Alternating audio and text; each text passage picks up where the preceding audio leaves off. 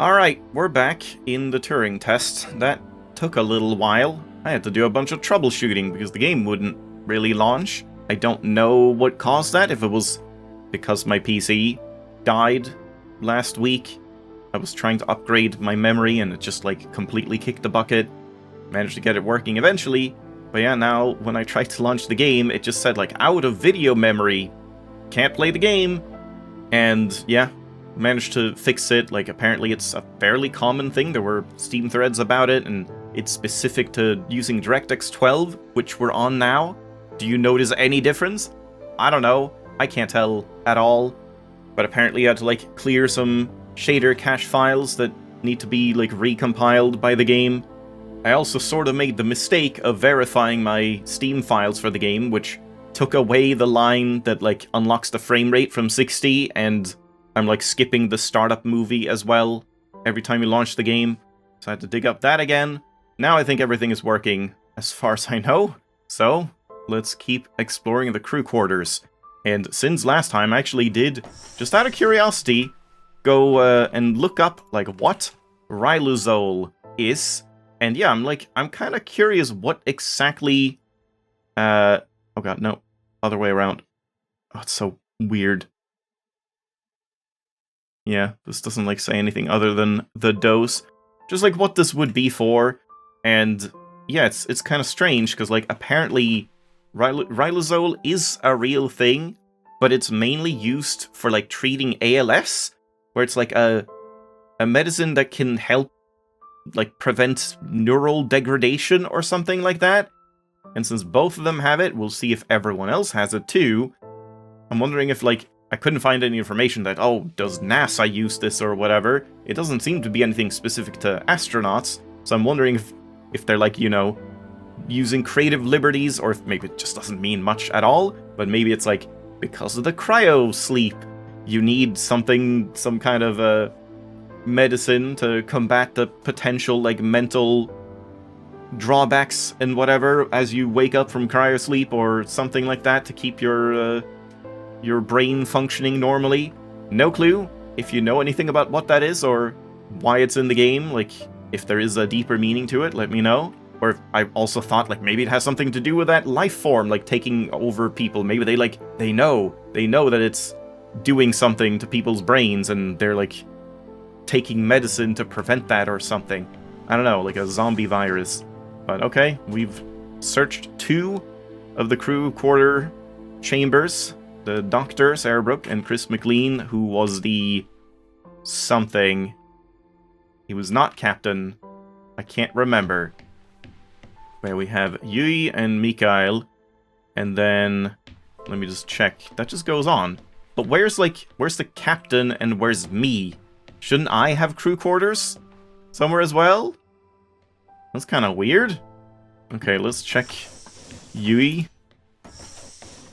Japanese flag? No Japanese flag. Because they don't brag about it like those Canadians do. I guess.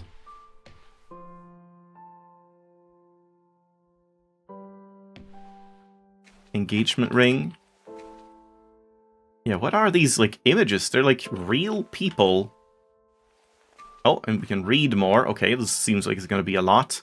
And this is the, what was he again? Like, he was kind of the chief, like, not health officer, but, like, the scientist guy who was studying, yeah, Organism 119.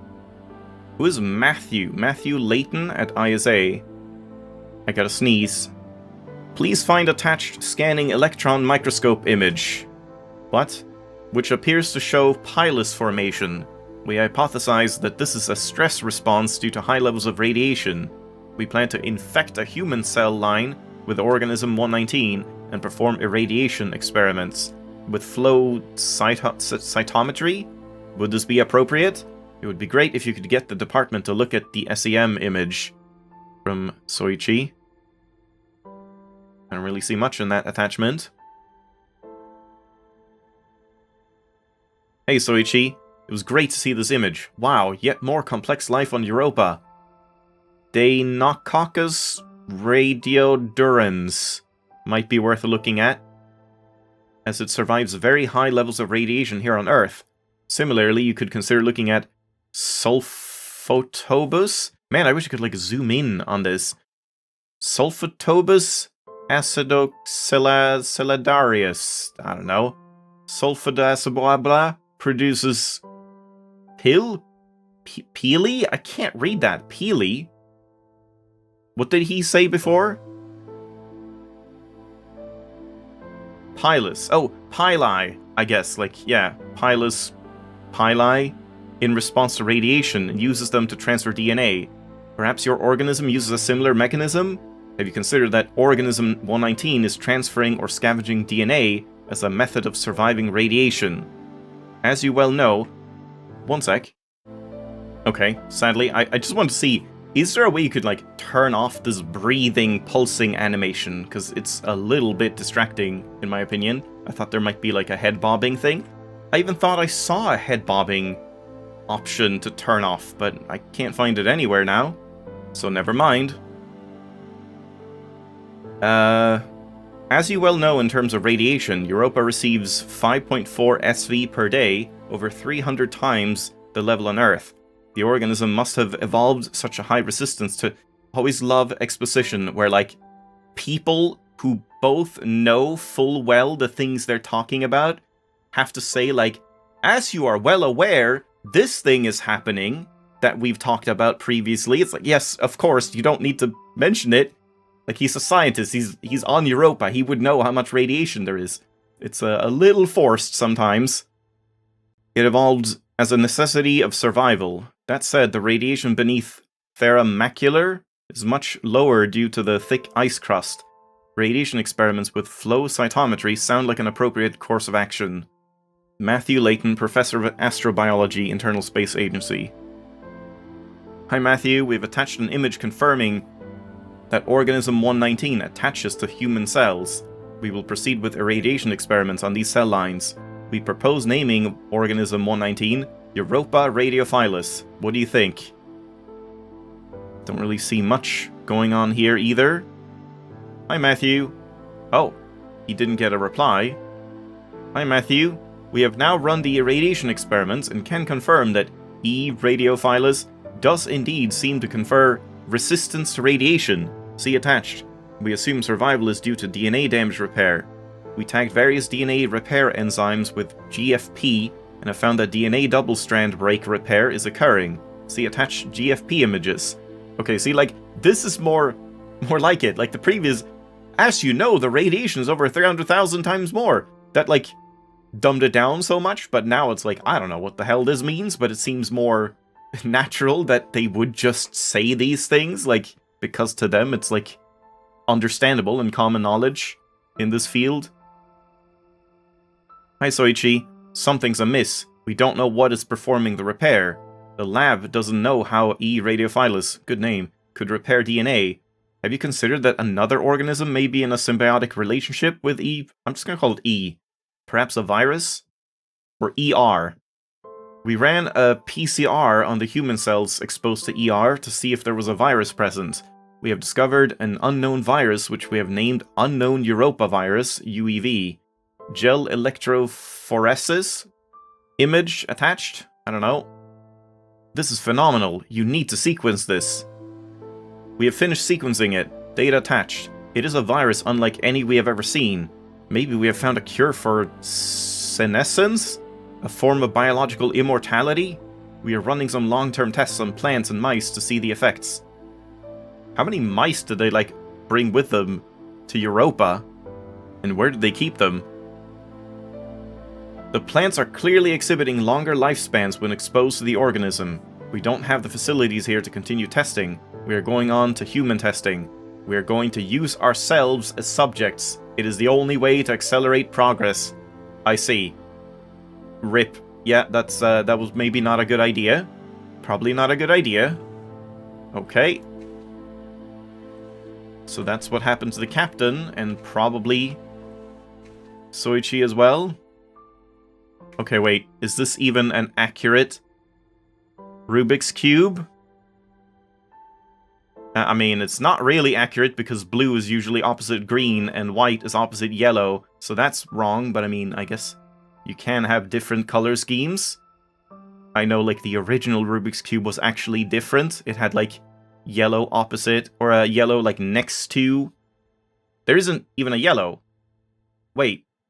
There's 2 blue sides! What the hell? Okay, this is wrong. Yeah, the center should not be blue on one of these.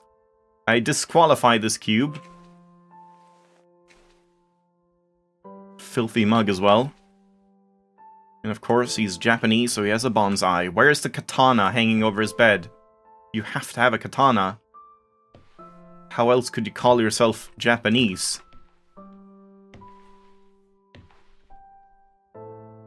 Yeah, exobiologist, that's what he was. And these are like the same people? Maybe? Doesn't quite look like it. Another one, he's got multiple, and this one is broken too, with 2 blue sides. And 2 green sides! Yeah, this one also has 2 green sides. Okay, yeah, it's probably the same. Is it the same scramble? Hold on. Blue side with that, and a blue side, like, alone. 2 green, lonely pieces. Yeah, looks like it's just the same one with, like, a slight twist on it. And a watch that is going, so it's actually, like, 12:20 at this point. I mean, it's weird. It looks like it's not 1 p.m. yet, or 1 a.m., whatever it is. But I assume that's what it actually is, like 13:20, even though it looks like it's not at 1 yet. And violin. Can you even play the violin in space? In space, no one can hear you play the violin. Motion sickness relief. But he does not have... He does have Rylazole. Yeah. Okay. 3 out of 4.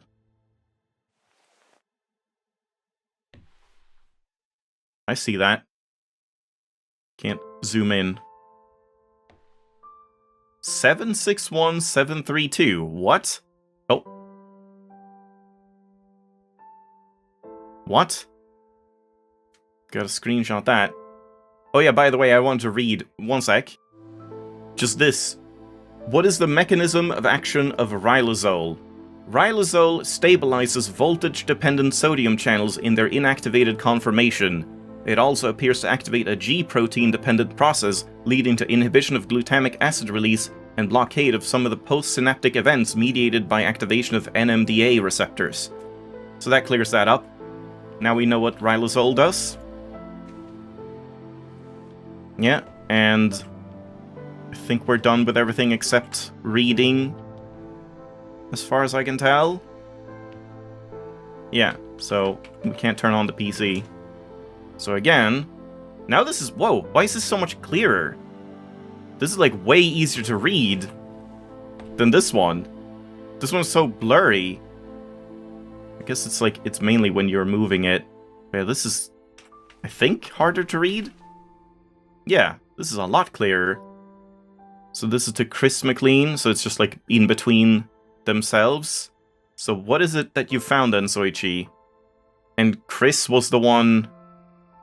Oh, now I'm forgetting again if it was Chris or was it Daniel, David, something? I think it was the captain, Daniel, that was like missing or whatever, that wasn't in his chamber, his cryostasis pod. We found an extremophile, i.e. an organism that can live in extreme conditions, that survives massive doses of radiation. Radiation damages DNA. The extremophile has a virus living inside it. The extremophile scavenges DNA, so this is like kind of dumbing it down from the other one, explaining it to the layman, which is nice. Scavenges DNA from other organisms, which the virus uses to repair the extremophile's damaged DNA. Essentially, they work together to survive in what's called a symbiotic relationship. So what's the implication? What does it do? In some way, it's an immortal relationship. It doesn't seem to age biologically. Aging and death are ultimately caused by DNA damage. We have the ability to fix our DNA, but that ability is limited. This organism can repair damage caused by massive doses of radiation. If we could harness this power, we could potentially eliminate biological aging, what is known as senescence. So you found something that could make humans immortal? Not exactly. There are many causes of death other than DNA damage. It would not save you from trauma, from brain damage, from cardiac arrest, etc. But it could potentially cure cancers and many genetic diseases, and massively increase life expectancy. Yeah, this sounds pretty, plausible as a story so far. It's just pipes and stuff. Alright. And then Mikhail. Another doctor. Was he also an exobiologist? I forgot. From Russia. He's a painter as well. I wonder what the number is for, though. There was no, key. No, lock that we wanted to, input a password for, here or something.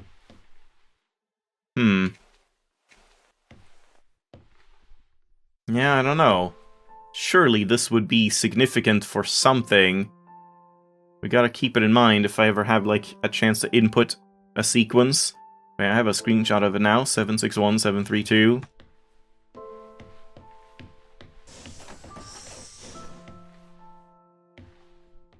Was this guy a medic as well? I thought the other one was. Sarah. Yeah, Rylosol again. What just happened there? Oh, yeah. Oh. Okay, that's weird. The glass, disappears when you pick something up. Yeah. Paintbrushes and stuff. And more reading. Journal by Mikhail Tokarev. March 6th, 2249. The whole team experienced nausea during a large electrical surge in Europa's atmosphere. I am concerned. This was not an instance of mass hysteria. Vital signs were affected. It caused a uniform surge in heart rate that was detected in all members of the crew. I am reporting to ISA. The next day, I reported the nauseous incident to the ISA. They offered an explanation of electrical disturbance to our central nervous system. That is ludicrous.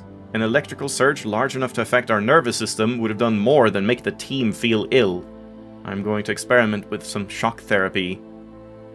The next day, I've discovered that electronic fields disturb our telemetry implants in a way I didn't expect. I've contacted the ISA. Is this gonna mention Rylosol, maybe? That, yeah, it's some electronic field that is, messing with their brains, so they're taking that to stabilize it or, prevent degradation, maybe? Strangely, Tom was not comfortable with my attempts to disturb the implants.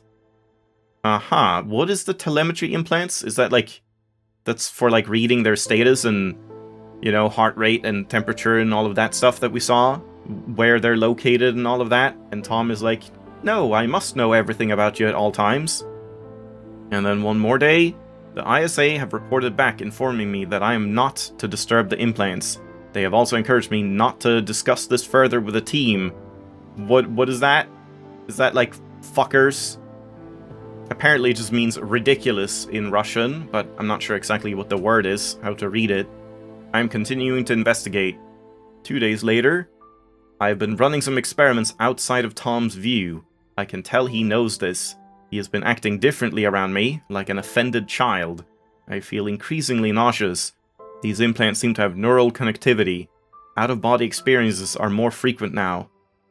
5 days later, I've established a definite correlation. Against my knowledge, I have been implanted with a device that affects my mind. I use my opportunities and regular health checkups to investigate the crew. We all have them. Every single one of us is implanted with some mind-altering contraption. Tom has been encouraging the team to worry about my mental health. He requested that I retire away from the crew. Misinformation. All I'm getting from this is the word fraud. Then 10 days later, I cannot will myself to investigate this further. I grow tired quickly. I cannot think straight. I am not sure if the implant is affecting my thoughts anymore. I believe it's trying to subdue my mind. I think I am going to attempt an excision. I am going to remove this implant. Oh shit, what did we see back in the planetarium? Did we see that, Mikhail, did he have normal stats? Or, oh, no heart rate, but he had, a temperature or something because he's, the implant is elsewhere? mean, I guess we'll see what happens. This is like a week later. I'm typing with my left hand now. The excision went wrong. I have successfully removed the implant. Unfortunately, I lost my hand in the operation. How did that happen? Tom is very angry. The crew refused to talk to me. Apparently I'm a bad influence. Sarah patched me up. The next day, I wonder if the nature of the organism and its disturbance of my DNA caused my awakening from Tom's influence. If so, that would make for a worrisome revelation. Perhaps this organism is not so friendly. Wait, how do you reach that conclusion? Wouldn't it be the opposite? That, like, the ISA and Tom are, like, keeping them as, like, fucking brain-controlled puppets, and now he woke up because of the organism, or the weird electrical storm? I don't know. The next day, Dan informed me ISA have called for my termination. My masochistic experiment proves I am danger to the mission. I guess he's Russian. Slight grammar mistakes are excused. Fortunately, he chose not to lock me in the brig. I'm going to investigate this implant further. I have to hide my work. The team are becoming increasingly aggressive. They seem to oppose my work to understand the implant. It does not help that Tom is encouraging them to distrust me. April 7th. I have discovered the nature of the implant. It is a complex computer. It interfaces with the human mind directly. It seems to condition the mind through Pavlovian and instrumental conditioning, eliciting feelings of euphoria when the wearer is obedient, and dysphoria when they are disobedient.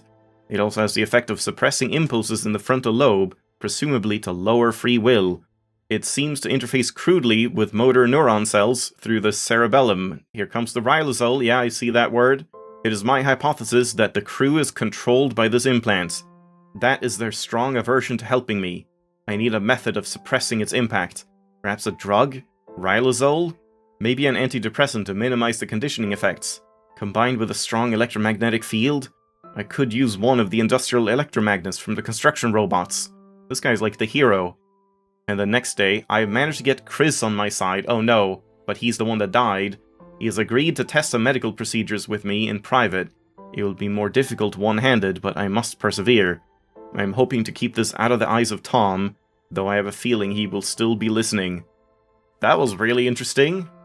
Yeah, man, you could miss so much if you just, like, run past all of this and just stick to the story as it's being told. Oh my god, that is a clear-ass bottle, or like it's a pure mirror surface. What the hell? Is this supposed to be like an empty bottle? Because this looks really weird. KRW.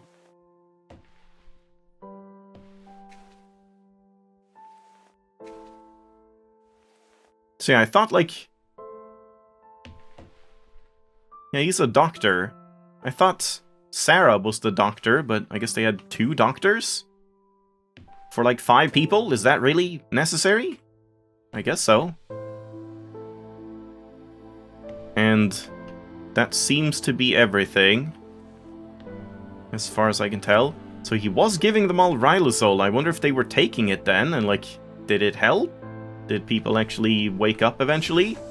But yeah, I think we are done here in the crew quarters, and I guess we'll have to end it here. I have been recording for a long time, but I keep messing up my reading, so I'm not sure how long the episode will be in actuality. But yeah, this was a very interesting chapter. A lot of exposition and backstory, if you take the time to look for it. So thanks for watching, hope you enjoyed. Next time, I guess we just move on and do some more puzzles. I'll see you then.